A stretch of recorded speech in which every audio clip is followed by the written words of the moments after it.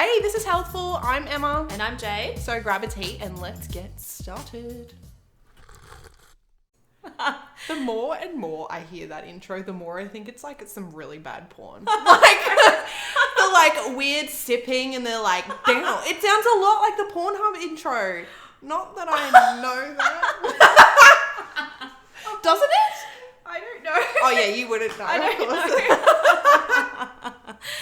I feel like we need to put that over the top of the audio showing our intro versus the Pornhub intro. Now I can't unhear it. Anyway, maybe we'll do that for the next podcast. Yeah. Anyway, we're talking about diets today. My God, diets. Spill the tea on the diets, hey? Yeah, it's got a lot to do with that other thing. I mean, what? Anyway, Jade, talk about diets. Moving on.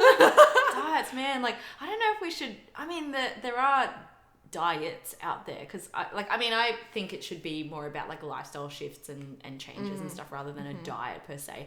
Diet, I feel like negative connotations, very negative connotation. Yeah, exactly. And also it's quite specific. You do it for a specific need typically. Yeah, exactly. I mean, if we're talking lifestyle choices versus diets, diet could be you're doing the low fiber diet before you're having a colonoscopy or something like that. That makes sense for diet. Exactly. But if you're doing it for, sake of your health or weight loss or whatever, maybe not very good. Let's not use that word. Yeah. Can we just nip that in the bud? Yeah. And get a bit constipated on that, which we don't want. I mean, a lot of them do cause constipation. Well, there you go. I mean, when you're a natural health practitioner, you do talk about poop a lot. Bristol lot. Stool Chat. I'm so comfortable talking about poo. Yeah, it's normal. Everyone does it. And if we talked about it more, we would all be happier. Absolutely. We'd know what a normal poo was. Exactly. You know that a lot of people don't poop not every day. Not even just the poo, the bowel motion. Movements. Yes. It's a sacred, beautiful thing. Yes. And it should be easy. And it really should. Don't strain. Just let it go. Just let it go. Wow, we were supposed to be talking about food. Now we're talking about poo, the other end. Yeah, let's Topic start. for another. Let's start at the start of the metabolic process. The digestion, absorption, in the mouth, and in all the that. mouth, Yep. in the salivary enzymes. We're both doing a lot of nutrition studies at the moment. Hey, yeah. So it's kind of on the on the brain. Oh, Jinx! You can't talk for the rest of the podcast. I'm kidding. Please talk. Please help me. All right, diets. Diets. Yeah, where do we start? Okay, let's start. What have you done? What haven't you done? Yeah, I mean, look, I feel like it's kind of my duty as a health practitioner, kind of experiment with things. So I've done a bit of this, that, and everything over the years for various reasons. None of it, by the way, was ever for weight loss. Just FYI. Because I've said to people, I've done keto, I've done intermittent fasting, or I do intermittent fasting, and sometimes the reactions those negative reactions that I've gotten from people because they think automatically, she's trying to lose weight. And I know I'm not a big person. I'm quite small. PSA, if you have any food triggers or anything like that, or you are sensitive about, food topics, maybe this isn't the podcast for you. Yeah, because we're going to get real and raw about this. Yeah, absolutely. And you obviously protect your own energy. Yeah, so absolutely. If you've got problems with it, maybe don't listen to this one. Yes, just bleep it out for a sec. Bleep. Yeah. But yeah, for me, weight's not a problem. I'm happy to say weight's not a problem for me. But for the reasons that I did some of those diets was to change some lifestyle habits that I'd gotten into, which I perceived as being poor for my health. So for example, when I used to stay away from for work, I'd live away for 2 nights of the week. So I would do my best to come prepared. I would, meal prep. I would bring snackies and all those sorts of things that, it would just kind of save me any stress of having to, I've got to go to the shops and grab XYZ and make that up. So that's what I did for a period of time. But the problem was I started falling into some bad habits of snacking too often, eating so when I say foods that were not good for me, they would otherwise be perceived as healthy foods in the global scheme of things, but for my energy output, for what my lifestyle required, it was too much. So for example, the classic say, and what are they called? Bliss balls and stuff like that. Yeah. I was eating a lot of those. I love bounce Eating balls. 40 isn't good for you, apparently. Oh, really? Really? Oh. But But you know, those kind of foods, like bounce balls were kind of my favorite one. And I like, when I actually look at the ingredient list, it could be a little bit better. But you know, for me at the time, I was like, yep, that's convenient. It's, you know, got the protein. Not that bad for you. Not the worst, right? But because I actually wasn't exercising much at that time, my energy output was actually quite low. I was quite, I guess, looking back, stressed at the time, even though I didn't know it at the time. From a mental perspective, I was just on the go all the time and never having a break, never stopping and having time for myself. And the other thing that I noticed I was getting in a really bad habit was having so much coffee. Yeah. Because I got into this intermittent fasting sort of regime where I would have coffee first thing in the morning. To make up for the fact that you weren't eating anything. Yeah, so I'd have something in my belly. At the time, I hated black coffee, so I couldn't do just a black coffee. I didn't love the whole bulletproof coffee thing either. I tried putting coconut milk, oil in there, and it just was not for me. It's weird. It's very strange. But there's benefits to that, which could be another podcast. Write that down. Add to the list. Write it to the, you know. But yeah, like, so I was compromising still and having my normal coffee, which I would put a dash of coconut milk or whatever milk I had available to me. And the way that I would have the coffee was I'd have a French press plunger, which had probably it was like a 4 or 6 cup one. And I'd fill the whole thing up first thing in the morning. And you wouldn't drink the whole thing, did you? Yep. I for sure drank the whole thing throughout the day. Jade! I know. So there were all these habits that I got myself into. And, you know, as a consequence of that, I obviously didn't drink as much water as I should have. Because you're making up for it with the amount of Exactly, coffee. or coffee or the toilet trips and like, yeah, just so many other things. Yeah, talking about poop, you'd be pooping like there's no tomorrow. Oh, I know, right? Actually, probably was the opposite at that time. Okay. I was like trying to conserve all my water or something like that. But yeah, so the diet for me in that sense really didn't help my body out. And in fact, I probably put on weight from that. Yeah. No, and I feel like I'm definitely like the other end of the scale. Like, I am not a naturally small person. I'm curvaceous, as they like to call it. Like, I've never been like that bad. Like, I never really had like a bad relationship with food. I grew up with a very foodie household. That's how we showed our love. Yes. Like, that's how we come together, by eating. And I love food for it. Food is life. Right? I'm gonna get that tattooed on me one day. Let's do it. I like that. That's a show good slogan. idea. Food is Food is life. Absolutely. And like, so I have always, you know, been a little bit more conscious of my weight because I am a curvaceous person, and, you know, society doesn't seem that as being the ideal type. Well, especially not in Australia, that is. So I've dabbled in the whole diet scene, but never really stuck to anything. And I remember I kept having this horrible thing. And I mean, I still face it now, of like this insatiable hunger and just no matter what, just never feeling full. And I'd be eating nonstop and I just never feel satisfied. And I was like, what is wrong with me? Oh. Like, am I okay? Like, where is it all going? And it was going places, and just not in a good way.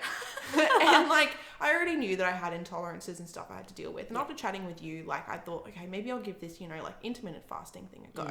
Maybe it'll be the solution to my problem, because then I can eat as much as I want in a certain window. And I thought, okay, great, I'll give it a go. So I think I did it for like 3 or 4 months, and it didn't do well for my body. It was like, I was doing the same thing as you. I was having a lot more coffee. I was having, you know, the milk in the coffee. So technically it wasn't even fasting because I was having milk. And it's just like, well, that doesn't work.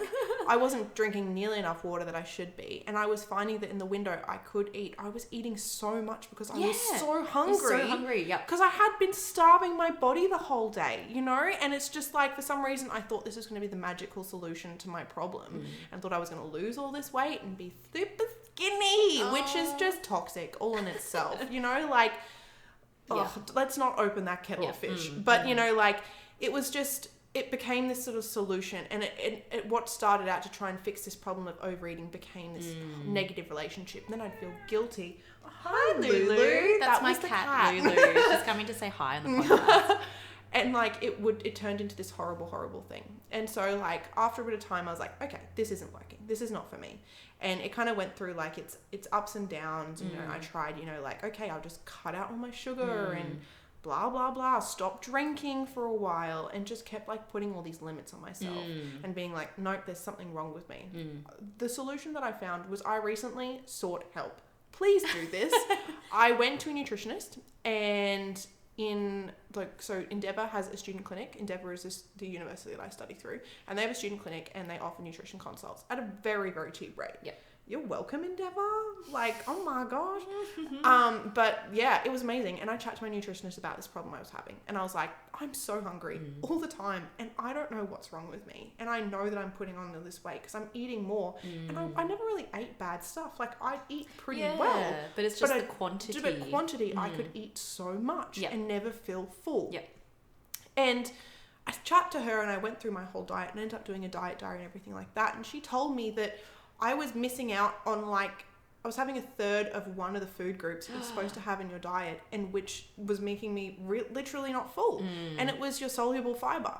And it's like, because I'm gluten-free, that means that I've cut out a lot of my grains, right? And grains is one of the main things that makes you full. So I was not eating nearly enough grains. So I was literally surviving on carbohydrates and proteins to try and fill myself up, which they do to a certain extent, but not physically fill you up. And your fibers will do that, as well as really help your digestion. So I literally just started adding more fibers into my diet. And the moment I did, I noticed such an improvement that I wasn't thinking constantly about food all the time. And I didn't have a bottomless pit. It was kind of just like, okay, cool. And I'd started, like, and I know that, like, people are ups and downs about breakfast, but for me personally, you have to. And my body, I need breakfast, and I need a lot of those foods at the start of the day. So, like, I'll have the start being a chia pudding, and then, you know, I'll have a snack of, like, a couple of boiled eggs, and then lunch, have some brown rice and quinoa. And then I find that when it gets to afternoon and dinner, my energy doesn't dip, as well as that, like, I don't feel like as I need to eat as much at dinner time, which means it's better for my digestion anyway. 100%. And it's like, sometimes, you know, these diet trends and everything like that, you think it's going to fix your problem. One, it's not necessarily. No, you're wrong. You're wrong. And I think without, like, we'll put that in a sound clip. But I think without the proper guidance. Like, I think, like, I guess a common theme here between both of us is that we didn't actually have, like, someone who, let's say, that's their job. Their thing. They're, like, you know, being health conscious people, and we are in effectively health professions, but it's not our main focus. So we're kind of going in blind. With just, like, half-assed information, thinking that was going to be the solution to our problems. Being like, okay, well, this and this and this is going to cause this, and, you know, like, you shouldn't do that. Like practice what you preach, you know. Like, I know. And if, like, you know, think about it. Like, I might have had a different experience, you know, if I'd gone to this nutritionist 12 months ago, and if I'd said, you know, like, maybe I should actually seek someone who knows what they're talking about. Because, I mean, a lot of the time we just think that, you know, our problem isn't that important, or we don't even notice it. And I feel like that comes into, you know, holistic health itself. 100%. You notice all the little things that a lot of people don't pay attention to. Oh my god, I say that every day. Like, being body aware to the point where they're just micro things, tiny little itty baby things that you don't even think about. And then all of a sudden you're like, oh gee, oh my god, never noticed that before. It's interesting. And I mean, like, as well as too, during my studies, and I'm learning so much more about how the body works, because after all this, I've decided I'm studying nutrition because it's fascinating and I love food. So let's combine it. And, like, learning about, you know, what your body does in the fasting state versus, you know, your fed state and everything like that. Fasting, you're breaking up your glycogen stores and things like that, and you're starting to break down that fat, but that means that, like, you're also putting your body through that extra stress of having to do that.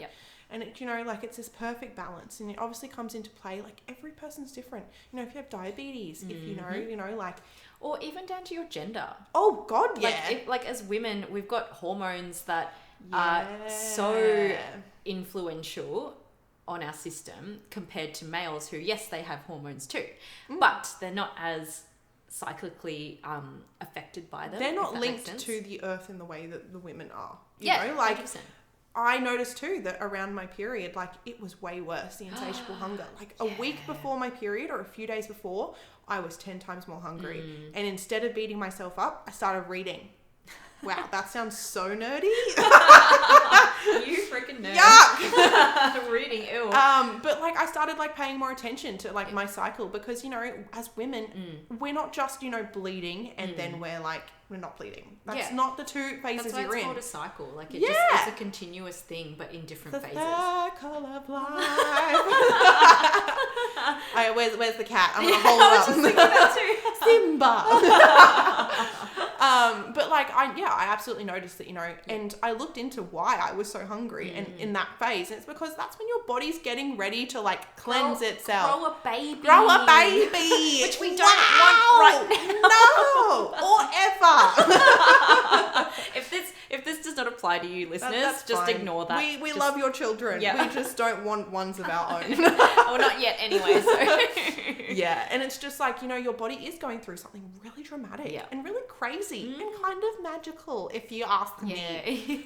So like, I'm going to need extra fuel. I'm going to need extra energy in order to actually like facilitate that reaction. Yeah, exactly. But it's something that we don't get like ever told about. No, like no one talks about it. No, like eating for your cycle, or even like I'm going off topic now, but exercising for your cycle as well is really important. Which like we need to do Write that down. Yeah, we absolutely do need a whole podcast on the period because like we need to change the mentality around it. Oh, absolutely. It's not a negative thing, but hell no. Like maybe, and if more people like embrace the period, it wouldn't be this. It sounds like a cult. Thing. Embrace the period. I would join that cult. I think that'd be a good cult to join.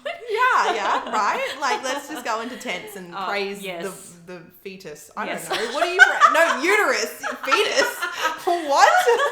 Uterus. The uterus is a magical organ. Isn't that why they like plant it like by trees? No, that's the placenta. That's the placenta, but it is that's still part of the technically uterine structures in a way. Comes from it. Yeah. Right? God, we really digress there, hey. Yeah. What were we talking about? Diet. Yes, that. Yeah. Next diet. Go. Next diet. Jeez, what else have I done? Keto. I've dabbled in keto, which was interesting because I found that I really struggled to get a lot of the fats in my diet. Yeah, because like I'm racking my brain trying to remember which one that is. That's when you're trying to like put your body in ketogenesis, yeah? In ketosis. Ketosis. So your body's producing ketones. Yes. And the whole concept of burning fat rather than sugars, because it's keto's usually paired with like a low carb thing. So you don't have as many carbohydrates. You have a lot more high fat, obviously good fat. But so like your avocados and like oils and oily fish and your animal fats in terms of like try not to trim too much off your meats and whatever, because it's still fine to eat that. Fat is not bad. No, fat's not the enemy. Sugar fat is your friend. Fat is your friend. I love that alliteration. That's so good. Sugar is Satan. Yeah, that's another alliteration for you. But yeah, like that was one I did dabble in a little bit as well. I did struggle quite a fair bit because I felt like this is just me personally, by the way, but I just felt like my variety of food was really limited. And because I also, like you, I love food. I love going out for food and all of that. It really made it very hard to live that lifestyle. So I'm aware of fats and I'm aware of how much I need to have in my diet and stuff like that, but certainly not a keto way. Yeah. Like, and I think that's where it's like kind of like a toxic cycle, whether we go too much, you know. Like obsessive almost, because I know some people that's like they'll follow keto like pretty much all the time, like full time, which I think there's research out there that I think keto, especially for women, can sometimes be a little bit iffy.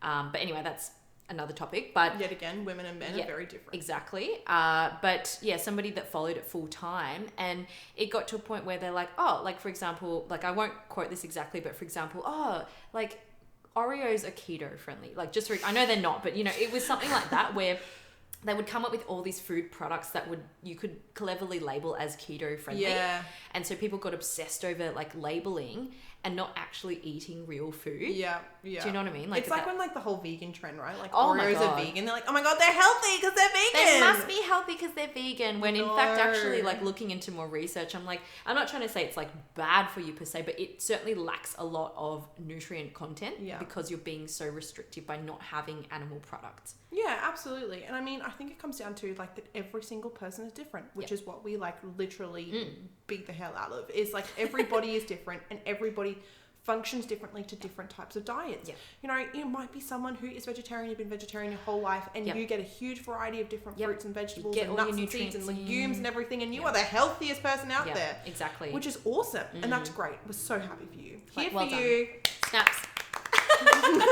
But then also it makes me think, you know, if we talk about diets, what about the ancestral influences on diet? Like, for example, I always think of myself, like I've got Asian heritage, and we traditionally don't have a lot of dairy in our diet. No. And it's really funny because I know a lot of people, myself included, where we had problems with atopic dermatitis, eczema, you know, asthmas, all those kind of allergies. And the biggest thing that they always get told to stay off is dairy.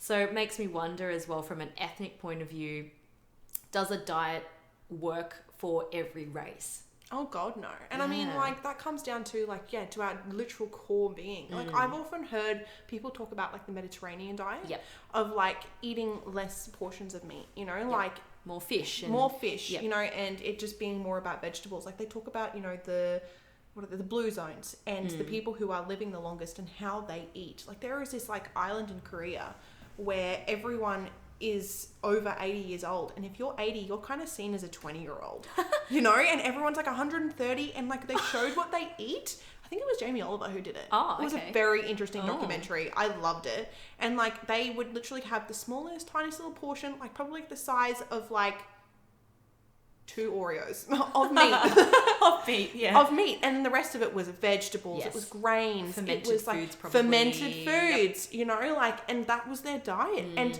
they were healthy and they were living really long lives. And they probably looked really good. I did. And I was like, that guy looks better than me. And he's 140. No wrinkles. And it's just like these people, like they live really, really well. And, you know, they're not following some strict, stupid diet. They're just, you know, like following what their ancestors ate. And not focusing on like, you know, these big, you know, they're not even eating like targeted foods to make you live longer. They're just eating food. And good food. And whole food. You know? And like, I think that like, that's one thing that I want to know your opinion on the Whole30 diet. You know, like. What's Whole30 diet? Whole30 is like when you literally just eating whole food. So you're not eating any like, I don't think you eat grains, but wait, maybe you do. I can't remember. Maybe we gotta do research. We gotta do some homework. But it's like you do like mostly you avoid, you know, the insides of the shopping center. You know, you go around the outside. You know, you eat your meats, you eat your vegetables. It's kind of like trying to eat whole foods only. Which is just like, part of me is just like, that seems like a good thing. To me, that kind of seems like like we should all be eating that way. Yeah, and I'm like, how is this the trend? Yeah, that's so interesting. Like, why is that even called a diet? Yeah, like it's apparently like this Whole30 diet and everything where you're getting like all your whole foods in. I watched a video on it. I really should remember That's my research. Yeah, I watched a YouTube video. That means I'm an expert. Yeah, we'll probably do some homework on that one, hey? Yeah, maybe we'll come back to that one. We'll have diet, the episode about diet point 2. Yeah, part 2. 2.0. Yeah, 2.0, exactly. Yeah, 2.0. Updated version. Updated version, 2023 edition. Yeah. Oh, that's so interesting. Yeah, but I was like, okay, that's a kind of a diet that I could get behind. Just eating like no shit that you get in like the aisles, like no packaged shit. And I guess how many, like I'm thinking of other diets, but I guess we could probably label them more like lifestyle diets. Like paleo and stuff like that is often seen as a lifestyle thing because it's not just your diet, it's other things as well. But, you know, essentially a lot of those kind of diets are whole foods too. Yeah. With some restrictions still. Yeah. I think the word restriction, it's really hard. Like, I think that it's such a slippery slope, and if for someone who has, you know, any bad relationship with food or they struggle with, you know, anything like that, restriction's hard. It is really, really hard. And I think it automatically puts an imprint in your brain to say that, like, you want it more. Because I don't know about you, the moment I tell myself I can't have something, I want it 10 times more. Guess what? Hello, I'm here now. Oops, it fell into my lap. So, oh no, in my mouth. I'm chewing. I've got no choice here. And swallowing. Yeah, that is fascinating. Oh my goodness me. Gosh, this could be a topic I have that we so go much on more about. to say. Yeah. We're going to have to do a second part. We are going to have to do a second part, but I feel like all the tea has not been sipped. No, like partially partially sipped tea, and that is unacceptable. Oh my goodness me. Unacceptable in the gals from Healthful. That's in their opinion. Oh, okay. Well, I hope that we kind of tease that apart, at least for the starting point of that topic, because you really could go down the rabbit hole with this one. Yeah, but please, if you have any more like things you want to know about, things for us to research, because obviously we need to get on the research train, hit us up on Instagram. We've got Captain Jade Sparrow over here. And we've got Raw and Real Nutrition. Amazing. Amazing. It was the worst. I was like, okay, otherwise I got worms or something. Have you got an itchy bum? Something is wrong.